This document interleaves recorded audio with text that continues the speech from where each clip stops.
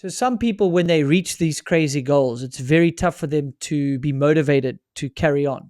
You know, some people can win one World Cup or they can win one World Champs, then go home and be like, okay, all that work, a life of work, my life is the same. The ego, be like, okay, what now? So You're touching a good point. Yeah, like I'm so fascinated because I see it in other sports, like the guy that wins one big competition but never quite comes back to that level. And some of them just admit it and say, well, I thought it would be more than it was, and it wasn't. You know, and life goes on. And some people struggle with the pressure of re-energizing and getting to that level again. I have a good question for you. When do you think was the worst day of my life career? The worst day. The worst No, day it's clearly out a of my trick. injury, failures, injury, failure, disqualification at World Cups for Yes. not taking the start, or the world champ for not taking the start as well, 2002 in qualies. Okay, When do you think is the very worst day of my race career? shit, but it's a trick question. Maybe winning the second world champs in downhill, knowing that maybe no, actually not, because you came back pretty hungry for the others. It's a trick question. I don't even have a guess.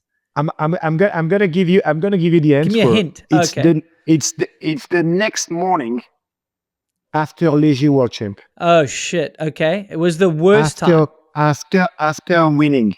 Explain. I wake up in my room. I got that World Champ jersey hanging onto the bedroom and asking Naomi, what's next? Yes. You see. Set up a goal. Yes. Set up a goal. And you imagine that you are in a tunnel with a bright light. Okay? And this tunnel is giving you that direction. For Ligier, he went so far that, as a quick story, I wrote a letter to my family 8 months before the event, apologizing for my less of focus in my family commitments, because I was going to be gone for 8 months, just going on that direction. And suddenly you are in that tunnel and you see the end of the tunnel, you reach the end of the tunnel. And the moment you get out of it, it's an empty space. Mm. This is the feeling of the next morning after reaching your goals, when you really, really, really want them. Because you're like, okay, what's next? And you know, the beauty, if I can say, of my situation at that time was that so many people, as you said earlier, say that Steve crashed and that's why I won. That straight away the next morning after having this feeling, I said, well, I'm going to win fair and square the year after. My only goal from now on is to win fair and square the year after, which I did. But then the next morning I wake up again in 2005 and I say, okay, I did it. Now what? What do I do now? So that was your second worst day of your career. The second, like, so you end up and you're like, okay, and you know, I'm going to take another example, and I don't want to every time throw it too far away into life, but why do you think there is so many drugs and alcohol when people become rich and when people get power? Well, they're bored. They have no path. There's no fulfillment. It's the same as ending a career. You're like, I even struggle with them. I'm like, okay, what do I focus on? I know previously I would wake up, I would train for this goal, to be a better athlete, to perform, to keep my contract, whatever it may be at the time. Yeah, I hear you. It's no surprise sportsmen and people get into shit. They want to distract themselves from the void. It's a void. We completely underestimate the mental aspect of an athlete career. 100%. It's something when you reach your goal that you cannot realize when you reach the summit, and you know that from that moment it's only downhill. There's no more high. You reach the top, it's finished. You cannot go anywhere else. All you can see is lower. And you have to rebuild your priority, rebuild your understanding of life, and reprioritize the essentials of life, and reset yourself. And this is something that is super important. And I would say that when we say that sport is the best school for life, is because you learn about yourself in all those phases, from the beginning of the career, understanding yourself, during your career, understanding the other, and afterwards, understanding again about life. And all those steps are, I would say, a real gift that allows you to understand more and more about who you want to be and where you want to go. And racing is absolutely exceptional for those reasons, and that's why I have so much respect for people that are in capacity to do long careers. Yes, but are they not too scared of the void? Because it's almost the easy option is to stick with a career, because to step back is there's like a, to me, there's a death of the ego. There's death of your identity, if everything is bike riding and stuff. How was it for you? So that was one of my earlier questions, right? Because this is half the reason for the podcast almost. I like to reconnect with people that have gone through, say, similar things as me. How do you cope with it? How's it been? It's looked good mentally, but how has it? Let's expose the struggle, because everyone thinks, well, they don't think much of it. It's very difficult. And we've seen some athletes go in depression, turn to drugs and alcohol. So how was it for you? And then we maybe come back to Livigno, because you've got some interesting bike setup stories and race. I love the race strategy as well. For sure. For sure, it's. I mean, first of all, I mean the global mental approach that you have when you stop is something that you have to decide. Once you are in your mindset, I don't want to judge people the way they drag along their career. I mean, it's all respect of everyone. We are all different, right? But for me, as I said earlier, I didn't want life to bring me to the end of my career, and I didn't have any interest of pushing my career along. It's never been a work for me. It's been a goal. And once my goal was achieved, I really felt like I needed to go somewhere else. And if you look, once I achieved my world champ title, I started to develop my own bikes to win with my own bikes, with Mondraker, and with my own team. And that's the moment after Livigno that I decided that I wanted to share with brand and with athletes and start to pass on my knowledge. And I knew that after the Mondraker project and the Mondraker team project, I was going to stop. This was clear to my mind. I would not see myself driving along just for podiums and just putting myself on the top of a podium to just say I'm the best. Even if nowadays I'm still sick with the clock.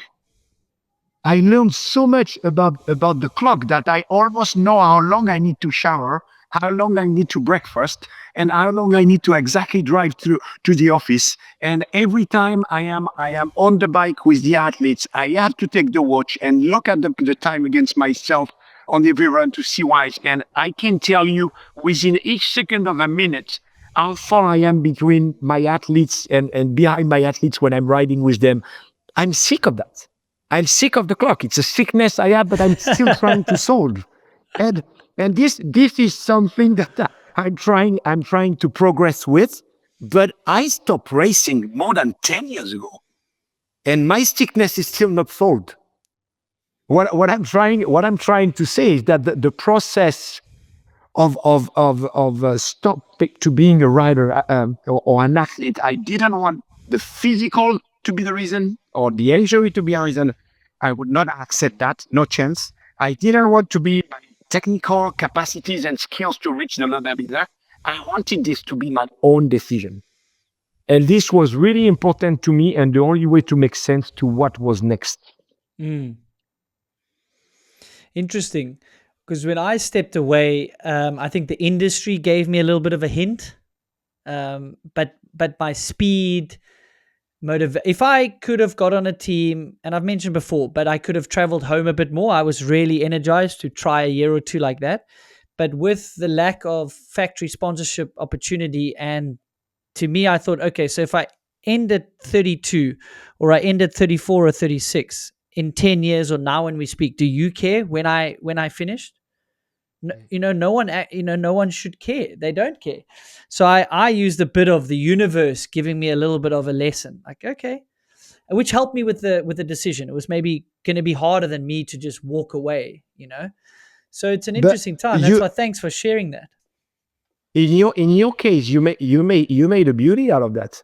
Because if What? you look as a racer, you have done a great career, but now being so much involved, being on the other side to share with your knowledge, with all the viewers, the activity you have nowadays, you make the proximity with high level sports with the viewers, that is a great connection and message that probably is something that is a great path.